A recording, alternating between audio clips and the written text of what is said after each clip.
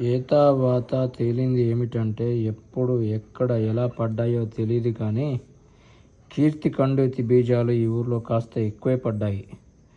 అవే లాక్కోలేని పీక్కోలేని ఊడల మర్రి వృక్షాలు అయ్యాయని, ఎంతమాత్రం బయటపడలేని ఊబీలు అయ్యాయని.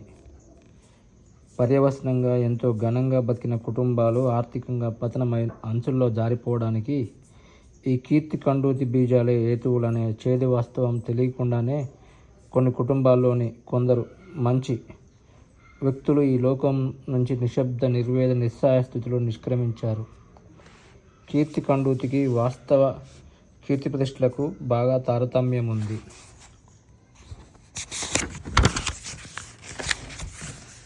ఎంతగా అంటే అస్థిమశిఖాంధ్రాలకు ఏనుగు దోమకు ఉన్నంత భూమి ఆకాశాలకు ఉన్నంతగా. వ్యక్తినైనా సంస్థనైనా మొదటిది పతనావస్థకు అధో పాతాళానికి తీసుకెళ్తే రెండవది ఉన్నత శిఖరాలకు చేర్చడంతో పాటు చుట్టూరా ఉన్న సమాజానికి కూడా ఎంతగానో మేలు చేకూరుస్తాయి. ఈ రెండింటి మధ్య ఉన్న స్పష్టమైన విభజన రేఖను గుర్తించడంపైనే వ్యక్తి వ్యవస్థల మనుగడ ఆధారపడి ఉందనేది నిర్వివాదాంశం.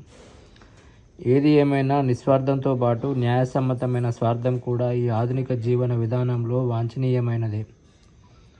మాజీ రాష్ట్రపతి ఏపీజే అబ్దుల్ కలాం గారు ప్రతిపాదించిన లీడ్ ఇండియా 2020 లక్ష్య సాధనకు అవసరమైన నియమ నిబంధనలు రూపొందించి ఇచ్చిన వ్యక్తిగతాభివృద్ధి, దేశాభివృద్ధి, ఆర్థికాభివృద్ధితో పాటు పౌరుల ఉన్నత స్థాయి శీల నిర్మాణం అనేది కలాం గారి లైఫ్ టైమ్ ఉటోపియా నినాదాన్ని సమాజంలోని ప్రతివారు అర్థం చేసుకుని ఆచరణలో పెడితే దశాబ్దం ఆలస్యంగానైనా లక్ష్యం సిద్ధిస్తుంది.